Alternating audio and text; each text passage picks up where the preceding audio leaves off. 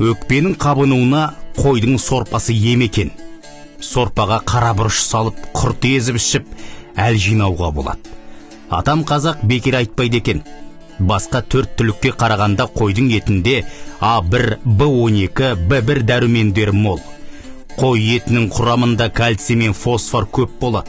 Балаға құйрық май жағуды қойдық. Қой етін жемей сиырға көштік. Ертегі эпос жырларды алайықшы. Баяғыда бай болыпты, мыңғырған қойымен табын жылқысы бопты деп басталмай ма?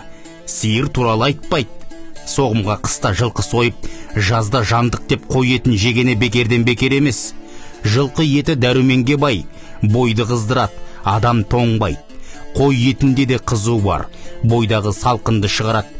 Ет асқанда ең алдымен бауырмен құйрықталып, тіліктеп кесіп, аздап тұз сеуіп жіберіп, ең алдымен балалардың аузына тығатыны осы аурудың алдын алу екен ғой. Оның бәрін ұмыттық. Іш ауырса ішімізге, тым ауратсақ арқамызға құйрық майын қыздырып жіберіп жағып, борша боп терлегенше орап тастайтын ше. Ертесіне құлан таза айығып атып тұратын едік қой. Сиыр етін қазақ желі бар деп жемеген. Халық аузында бір әңгіме бар.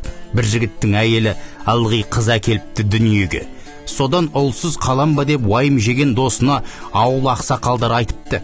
Бір жыл әйелің шөп шалам сиыр ет дегенді қойып, тек жылқы етін жеп қымыз ішіңдер.